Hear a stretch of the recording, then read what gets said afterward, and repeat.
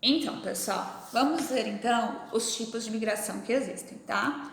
Pensar primeiro na migração interna que acontece no Brasil e dentro de um país, depois a gente vai falar um pouquinho das migrações forçadas, tá?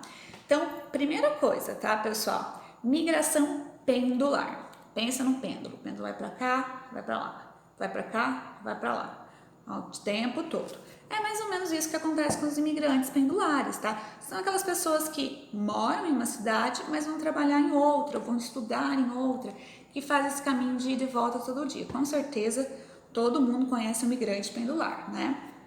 É transumância, tá, pessoal? É um nome estranho, mas assim, é um tipo de migração bem importante pra gente saber e muito complicada também, assim, a situação real dela. O que seria essa transumância? Eu acho que vocês já devem ter ouvido falar dos famosos boias frias. Quem são os boias frias, tá, pessoal? São trabalhadores rurais que normalmente vêm de outra região do país. Por exemplo, aqui no estado de São Paulo, que acontece muito é para trabalhar na cana, né, na colheita de cana. Então, tipo, eles fazem um acerto, né, ó, eu vou ficar lá todo o período de colheita da cana, depois eu volto para minha cidade e tal. Então, assim, tem na cidadezinha que meu marido nasceu, que chama Barbosa, tá, pessoal? Interior de São Paulo, 6 mil habitantes. Nem o coronavírus chegou lá, graças a Deus. Tem bastante usina ao redor e, assim, vem o pessoal muito do Nordeste e eles depois que ficam lá não sei quantos, 6, 7 meses, tem cara que vai embora, leva uma motocicleta, assim, né, coloca dentro no bagageiro, não sei como cabe, mas cabe. Então, assim, eles aproveitam, porque eles vêm de regiões que não tem trabalho. Então, quando eles estão trabalhando, eles estão fora de casa. Quando eles voltam para a terra deles, eles acabam não tendo muito o que fazer, né? Porque não tem. São áreas muito pobres, áreas do clima complicado, tá? Então, assim, os grandes fazendeiros de cana, eles contam bastante com o trabalho desses boias frias.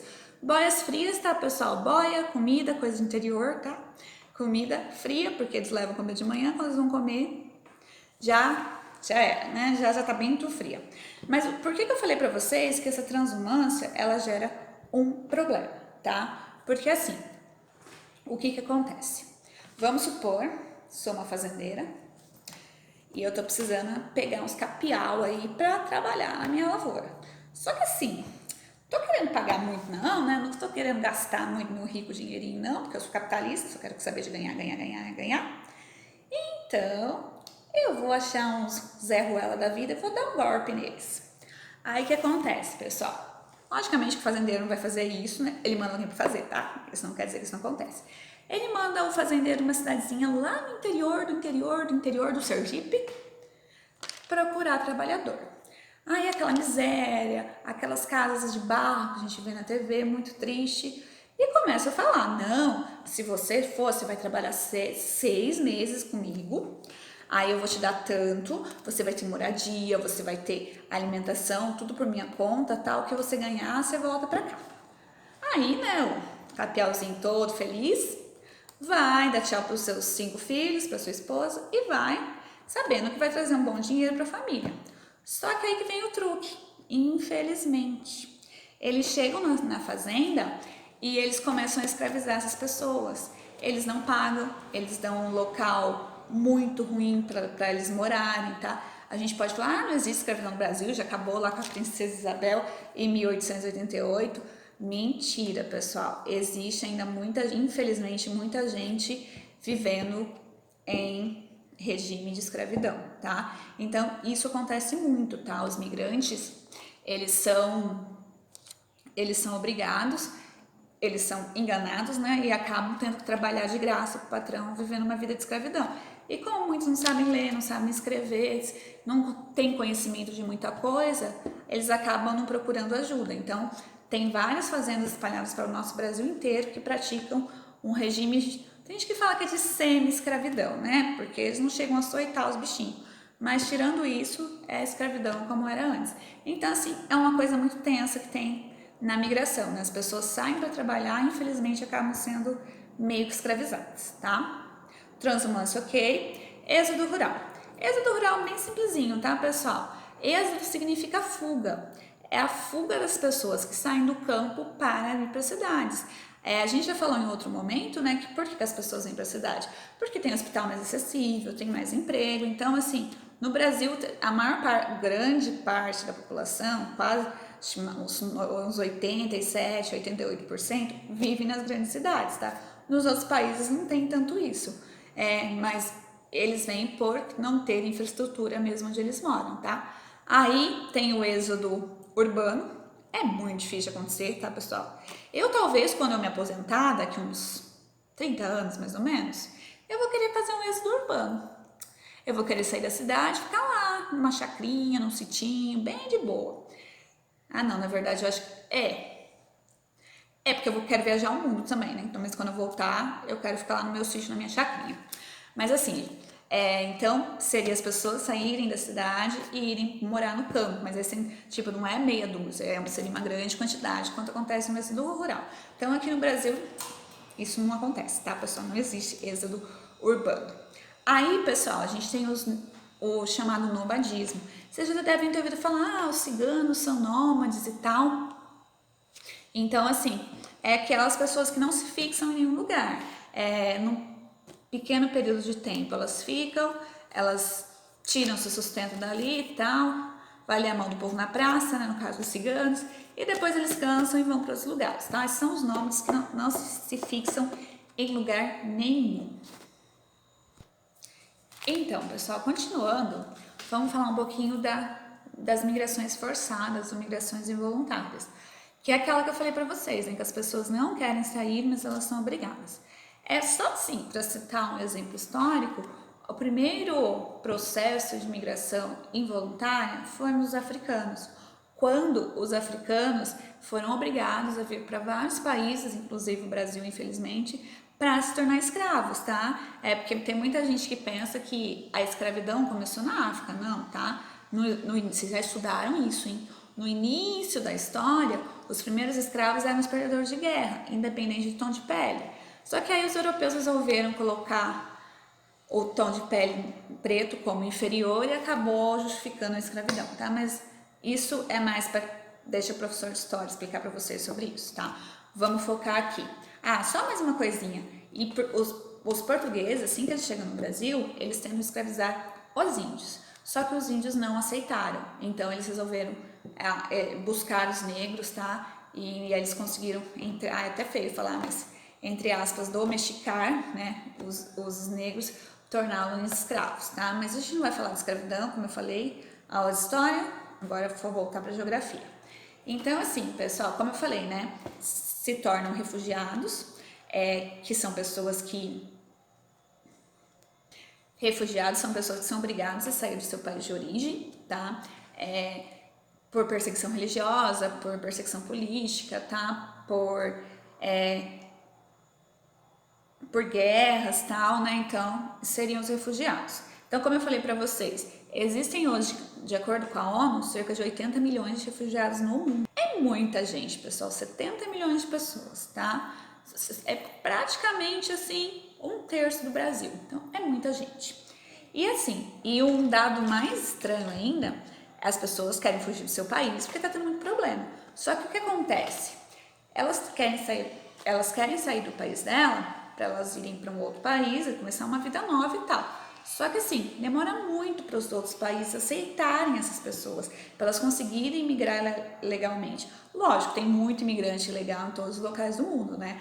Mas assim, se eles são pegos, eles são deportados, mandam de volta para o país deles, eles não querem.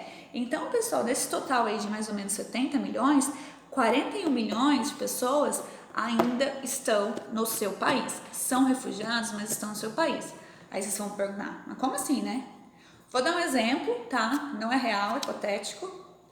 Que vamos supor que começa a ter um conflito no Rio Grande do Sul, lá no finzinho do nosso país. E aí as pessoas têm que fugir e tal, só que elas querem ir para, por exemplo, elas querem ir para Colômbia. Elas não conseguem ir para Colômbia, então elas ficam ali no meio do país, no Mato Grosso, tá? Então eles fogem das regiões onde eles são atacados, tá? Onde eles estão sendo ameaçados e vão para outras regiões. Então é isso que acontece assim em muitos locais do país, do mundo. É assim, quando a gente fala de refugiados, Muita gente, não sei vocês, né, pessoal, mas se lembra muito da questão da Síria. A Síria, ela começou uma guerra civil em 2011, daqui a pouquinho eu vou falar um pouquinho melhor para vocês, e ela já tem cerca de 6 milhões de refugiados, então, tipo, é muita gente. Só que assim, o conflito da Síria agora tá Thor de novo. O conflito da Síria, vamos dizer assim, ele tá mais calmo, os Estados Unidos já tirou tropas, tinha um grande problema que era o Estado Islâmico, tá? Então, assim, eles não estão, perderam muita força e tal. Então, assim, mas assim, não é só na guerra, não é só na Síria que tem guerra, não é só na Síria que tem refugiado. Pessoal, o continente africano, por exemplo, e o continente asiático também, eles têm muitos conflitos. Então sempre tem alguém querendo sair de lá. Tem o maior número de imigrantes, eles vêm além da Síria, logicamente, do Afeganistão, tá? Que é um país ali na Ásia, da Somália, que é um país na África, do Iêmen, que é um país na Ásia, Myanmar, tá? Que é um país assim que passa por uma guerra terrível, mas ninguém fala nada, porque é um paísinho lá do outro lado do mundo, né? Infelizmente, mas tem um povo sofrendo lá bastante. A gente tem o Sudão do Sul, tá? Que é um país africano que sim, tem péssimas condições de tudo. Ele fazia parte do Sudão, eles conseguiram se libertar, viram outro país, o Sudão do Sul, mas na verdade eles aumentaram a pobreza, não resolveu muito os problemas ali não. E também tem, a gente pode falar da Venezuela, tá? Que no caso aqui o Brasil está sendo muito preocupada. O que está acontecendo na Venezuela? Na Venezuela, mais ou menos a partir de 2018, começou uma crise econômica muito grave, tá? Que os preços dispararam, os empregos acabaram. Então, assim, tem literalmente gente morrendo de fome, tá? Eu não vou falar muito da questão da crise econômica na Venezuela, tá? Para focar na guerra civil da Síria, senão fica muito extenso. Quem sabe quando a gente voltar às aulas presenciais a gente consegue falar sobre isso. Então, assim, só um resumindo. Então, a Venezuela, ela depende muito do petróleo, tá? Apesar de não parecer, ela é um dos países mais ricos em petróleo do mundo, tá? Ela faz parte de uma organização lá que é os maiores países exportadores. E o que aconteceu? Eles decidiram que o preço do petróleo ia baixar. E aí a Venezuela não estava mais conseguindo vender tanto petróleo quanto antes. Então, assim, o único produto, ela depende só daquele produto. E aí se afogou numa crise horrível que continua até hoje, que as pessoas morrem de fome. Já passou a imagem das pessoas pegando comida de caminhão de resto de comida de caminhão de lixo. As pessoas que estão doentes são obrigadas às vezes a tomar médico veterinário porque não tem remédio para ser humano. Para você ir no supermercado, por exemplo, bem antes do corona, viu, gente? Muito antes. Você, por exemplo, o final do seu RG é 2. Então hoje você vai no supermercado, só que você pode comprar um limite de coisas. Então, assim, é uma situação muito grave. Isso veio muitos venezuelanos aqui para o nosso país, tá, pessoal? No Brasil, no ano passado, a gente recebeu 80 mil pedidos de ajuda para o refugiado poder viver legalmente no país. Desses 80 mil, 61 mil foram de venezuelanos, tá? E acabou causando um caos, principalmente em Roraima, que faz divisa lá com a Venezuela, porque muitas pessoas dormiam na rua, fizeram tipo um acampamento na praça, porque não tinham onde ficar, meninas viraram garotas de programa. Então, assim, o Brasil não tem infraestrutura nem para cuidar da população daqui, né? E infelizmente os venezuelanos vieram tentar a sorte aqui, mas não deu muito certo. Então, pessoal, é só uma curiosidade: o Brasil é o 6º país que mais recebe pedidos de asilo, tá? Tipo, de ajuda, de refúgio. Os primeiros, quem seria? Estados Unidos da América. Só que os Estados Unidos, eles começaram há alguns anos já, vocês já devem ouvir falar que eles queriam construir um muro entre os Estados Unidos e o México. Para quê? Para o México e o México pagar, tá?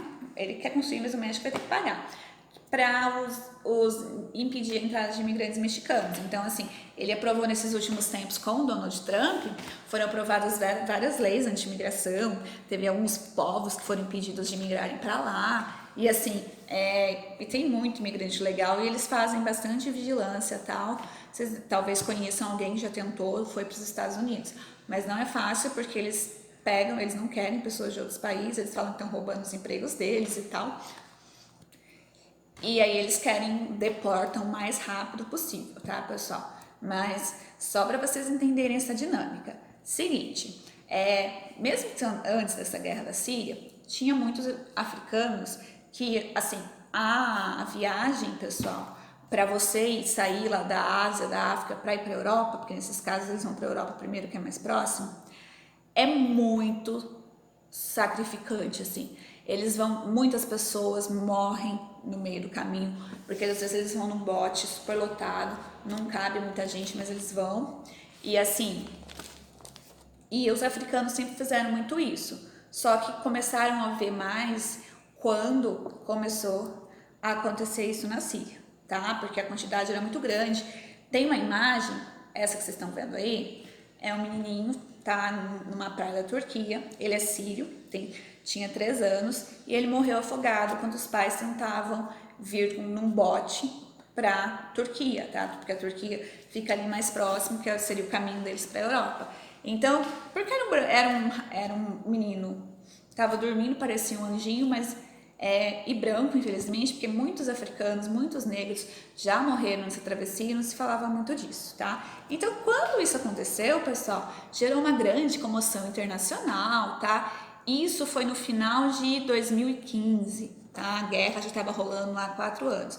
E aí, as pessoas pedindo para a Europa abrir as portas, recebê-las e tal, só que a Europa não fez isso, tá? Por quê? Seguinte, nesse mesmo período da Guerra da Síria, começou a acontecer um monte de atentado terrorista. Talvez vocês não vão se lembrar, tá? Mas teve um em 2015, que foi numa boate em Paris, os caras chegaram atirando e tal.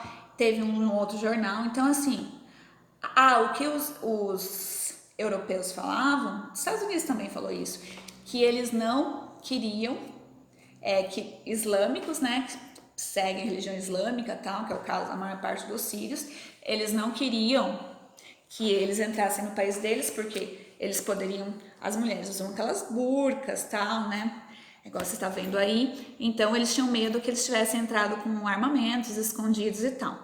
Então, assim, gerou muito xenofobia. Já ouviram falar disso? Notem aí, ó, xenofobia.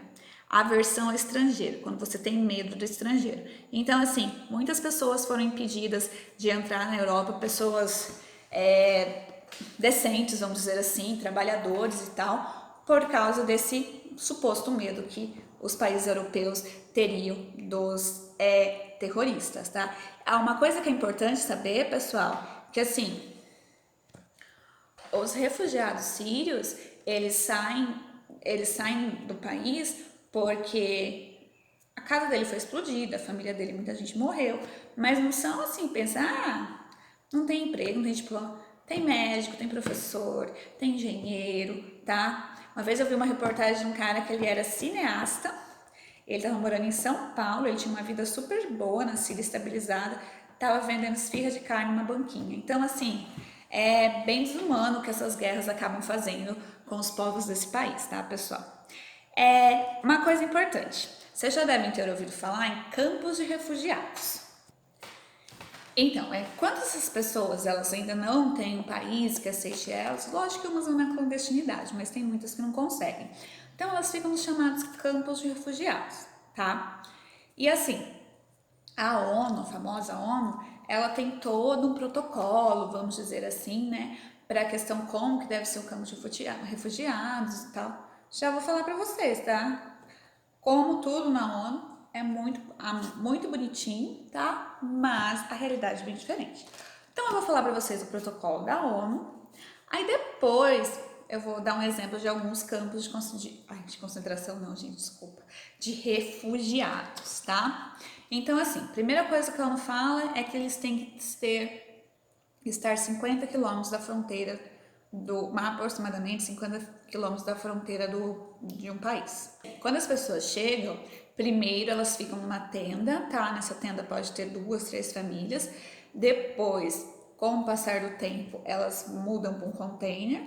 Porque teoricamente o campo de refugiados é um lugar provisório, mas infelizmente se torna moradia de muita gente por muito tempo. E depois desses containers, a pessoa ficar mais tempo ainda, eles acabam fazendo uma casa de alvenaria. E tem algumas regrinhas básicas, tá? Eles recebem alimentação que seria 2.000 calorias por dia, tá? Que é cada ser humano precisa basicamente para ter uma sobrevivência saudável.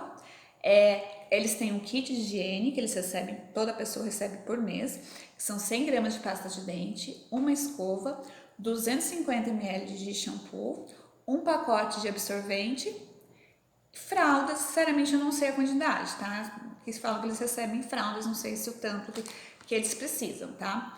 A outra coisa importante, logo na entrada do campo de refugiados, as primeiras pessoas que chegam, ficam nessas tendas que eu falei pra vocês, não tem banheiro, tá? Não tem chuveiro, não tem privada, tá? Então eles têm que tomar banho, fazer suas necessidades ao ar livre, com todo mundo olhando. A única coisa que eles separam, do lado de um lado vai ter os homens, do outro lado vai ter as mulheres. Mas é uma situação meio degradante, né? Questão de energia. Tem energia, tá? Porque eles acabam puxando da cidade mais próxima. Tem alguns campos de refugiados, tem um na Jordânia, que ele utiliza energia solar. Então, pelo menos teoricamente, isso todos têm. Água. Água normalmente não tem. Eles levam os famosos caminhões-pipas para a água chegar até os refugiados. E assim, aí o negócio começa a ficar um pouquinho tenso. São 20 litros de água por dia para cada pessoa, tá? Para ela cozinhar, para se higienizar, para ela beber. Então, assim, é muito pouco, pessoal. Só para vocês terem noção, a média do brasileiro de litros de água por dia é uns 80 litros, tá? Então, assim, tá bem. Eles estão com pouquíssimas água. E aí eles fazem fila também, tá? E a fila não pode durar mais do que 30 minutos. Durou mais que 30 minutos, fechou, acabou, vai ficar sem água aquele dia. Então, aí o negocinho é meio tenso mesmo. Questão da segurança, pessoas do próprio governo, policiais e tal, mas pode, dentro do campo de refugiados, também tem o pessoal que cuida da segurança, tá? Então, teoricamente funciona. Questão de educação e saúde. Eles são encaminhados para os hospitais e escolas mais próximas, tá? Segundo a ONU, todos têm que ter atendimento de saúde, direito à educação. Se tem médico ou professores no campo de refugiados, eles podem exercer o trabalho deles lá, impedindo que as crianças saiam. Um dado importante, pessoal, que eu falei das crianças agora, 50% de todos os refugiados no mundo têm menos de 18 anos, tá? Então, precisam de uma atenção especial aí, tá? Então, mais ou menos isso, tá, pessoal? Seria o que a ONU fala que tem que ter e tal. Realidade, tá? Muitos campos de refugiados são superlotados, tá? Eu vi uma reportagem num campo, acho que na Jordânia, na Turquia, que a moça fala que na casa dela vive cerca de 7 famílias, tá? Todas juntos. As pessoas defecam no chão, então assim, não tem nenhuma higiene, então assim, é um negócio bem tenso também, tá, pessoal? E a questão das barracas, muitas ficam barracas para sempre, não evoluem para container nem para casa de alvenaria, tá? Questão de segurança, não tem segurança. Alimentação, as pessoas se matam, literalmente, elas se apunhalam na fila por comida. Tem uma médica, que é do Médicos Sem Fronteiras, que é aquele, tipo uma organização, tal, né, que vai e viaja para vários lugares para tratar as pessoas mais carentes, que eles se recusam a entrar em determinado campo de refúgio por a situação ser do jeito que é. Violência, tem muito caso de estupro, tá? Abuso sexual. Crianças de 10, 12 anos querem suicídio, porque elas acham que não pode ter uma coisa pior do que elas vivem nesse campo de refugiados. Aí essa médica que eu tava falando pra vocês, ela disse que ela fica na porta do campo de refugiados e aí ela atende as pessoas que forem lá, mas ela se recusa a entrar porque a situação é muito tensa. Que aí tem uma mãe contando que viu 2 pessoas se matarem por causa de comida. Então, assim, as crianças não têm nenhum apoio psicológico, tá, pessoal? Então, assim, é muito complicado. As crianças desenvolvem várias doenças de pele por causa da falta de higiene. Usa-se muito lá gás lacrimogênio, que é para tentar abafar as confusões, então elas acabam criando doenças respiratórias. Então, tem relatos de pessoas que falam assim, que o campo de refugiado está mais violento, mais perigoso do que a Síria, de onde eles estavam fugindo de uma guerra. Então, assim, tem muita coisa a se melhorar, tá? Porque as crianças desenvolvem vários transtornos mentais e tal. E nesse tempo, pessoal, de Covid-19, né, de coronavírus, o campo de refugiados, para ser superlotado, é igual a gente tem, infelizmente, as nossas favelas, né? O risco de se contaminar um número enorme de pessoas é muito grande. Então, é uma outra preocupação. Então, assim, a gente fala que esses refugiados, a gente costuma dizer em geografia,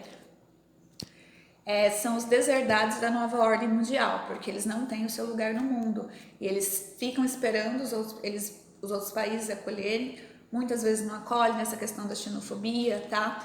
Então é um negócio muito complicado. Pessoal, para terminar rapidinho, vou falar muito rapidamente o que foi a Guerra da Síria, tá? A Guerra da Síria, ela começou em 2011, tá? Depois que teve